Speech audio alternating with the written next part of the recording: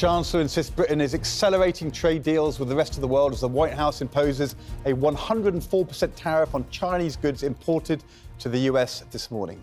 President Trump described the explosive tariffs as legendary and said other countries have reportedly been praising his announcement. And we're joined now by Culture, Media and Sports Secretary Lisa Nandy. We'll come to the announcement in a moment. But just to go to this point about trade deals, back in 2020, you said Boris Johnson was pathetic for begging the US for a trade deal. You said, February 2020, by refusing to stand up to Trump, Boris Johnson is putting tens of thousands of jobs at risk. He needs to decide what matters most: thousands of people working in our world-leading industries or the Trump administration he's trying to impress.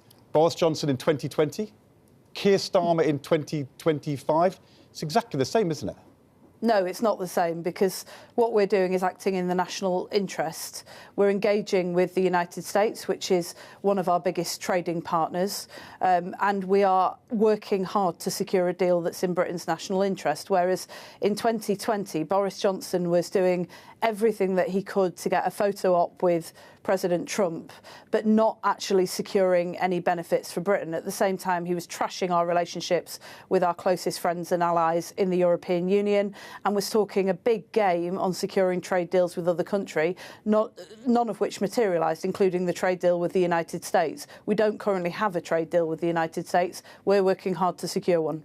But when you said this in 2019, we didn't have a trade deal, and you said it was pathetic to beg the US for a trade deal.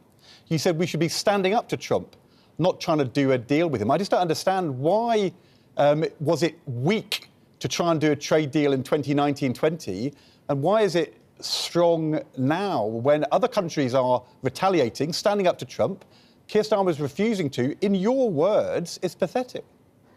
I don't think it's pathetic to try and secure a trade deal, and I never have. I think it's pathetic to run around, as Boris Johnson did, trying to get a photo opportunity with President Trump whilst doing absolutely nothing to stand up for British interests. It is, of course, in Britain's interest to trade with the United States, and we have a very long and deep military and security relationship with them that has survived every president and has thrived under successive presidents, including last time President Trump was in office.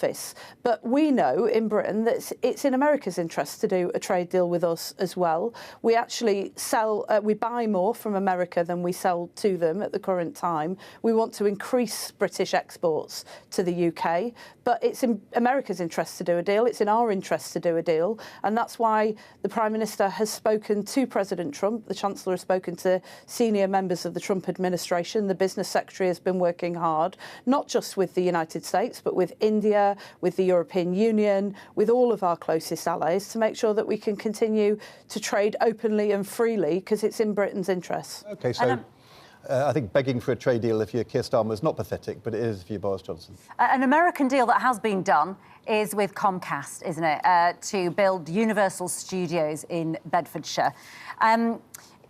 It's going to create, you say, 20,000 jobs in the construction period over the next 6 years. I think it's going to due to open in 2031. Are those jobs going to be British jobs for British workers, or will we need foreign workers? There'll be British jobs for not just British workers, but Bedfordshire workers. So the company has committed to recruiting 80% of the workforce from the local area, and we're working with local colleges and others to make sure that young people growing up in Bedford have the opportunity to get those jobs. I'm sick and tired of going to parts of the country where there are jobs being created, and there haven't been enough of them in recent years, and going a few miles down the road and meeting young people who could no more dream of going to the moon than of getting those jobs. That era has ended. We are determined as a new government to do things differently, and that's why part of this deal is about investing in local people so that they can secure the benefits. And what about the investment into, this country, of course, Comcast, big business, big money, but this country is run with millions of small business owners, the entrepreneurs, the small business owners. There is research that suggests from Elenda Iwaka that more than 300,000 small business owners in the UK intend to sack staff to cope with the national insurance increase. How do you justify that? Well, we've taken action to protect the smallest businesses so that... because you're going to put more pressure on employers to pay the national insurance increase that Rachel Reeves has brought in. How is that helping small business owners in this climate? Because when we introduced the national insurance increase, we raised the employer's allowance so that the smallest 50% of businesses, the smaller businesses, will either be better off or no worse off than they were previously. So we have taken action to protect the smallest businesses. But I think what you're seeing today, this huge investment and a vote of confidence in the UK economy from one of the biggest companies in the world, is that the work that we're doing to stabilise the economy, to make Britain a great place to do business, to remove the barriers to growth, whether it's planning restrictions, poor transport infrastructure, or just government decision making that is far too slow, that is paying dividends, and that will have real world impacts for people in this country, not just lines on a spreadsheet, but good jobs, money in people's pockets, opportunities for young people that weren't there before, and showcasing brilliant British creative talent. As part of this announcement, there will be British creative talent showcased at this theme park. We're not sure yet what yet, but whether it's James Bond, Harry Potter, Paddington Bear, we are great at this stuff. And that's one of the reasons that the company was so excited to work with us in order to invest. You mentioned the trade deal with India. We do 2% of our trade with India. You mentioned doing a trade deal with America. We do less than 20% of our trade with America. We do half of our trade with the European Union. Ed Davey was on the show this week saying, rejoin the customs union. Surely if in these big changing times you're going to have radical change, what you ought to be doing is prioritising trade talks with the European Union to try and break down barriers. Well, we are.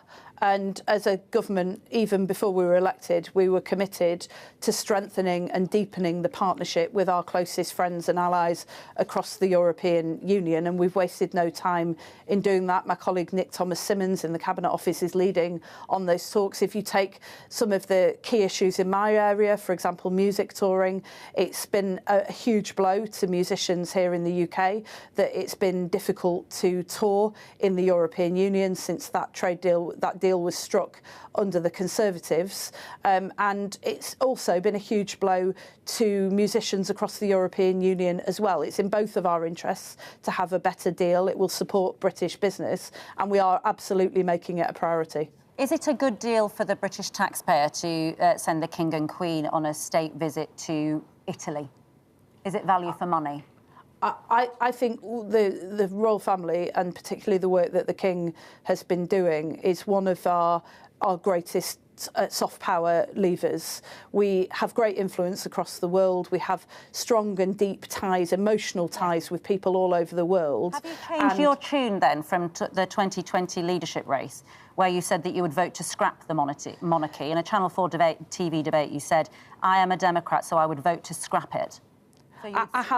I have actually, yeah. And the reason that I've done that is because certainly since we're in government, but even before, I've had the opportunity to partner with members of the royal family, whether it's on dealing with the crisis facing the younger generation, issues like knife crime and others that the King's Trust is working very closely with us to try and tackle, or whether it's the Soft Power Council that David Lammy and I have set up, where we've been able to work with members of the royal family in order to extend our influence abroad and help secure great benefits for Britain. We recently announced the Tour de France alongside the Duchess of Edinburgh in Edinburgh. It's a great boost for Britain. And yes, I have changed my mind about that. I think in principle, I believe that people should have the power to decide who rules them. But I think the monarchy under the Queen and under this current King commands strong public support. And I think right now, if you look at the turmoil going on in the world, then we do need a royal family who are able to help us to deliver the benefits to Britain. So I'm not afraid to say when I change my mind, and I have changed my mind about that. Appreciate hearing that. Thank you very much indeed, Lisa Nandy, for being so kind of clear about that. I take it you're a fan of roller coasters, Lisa Nandy. She must be. You'd have to be, wouldn't you? If Definitely. you have to be now. What's your favourite Disney ride? So I'm hoping that the company will allow one of the roller coasters to be named the Nandwagon, but unfortunately I can't confirm that this morning. Cannot confirm that. Thank you so much.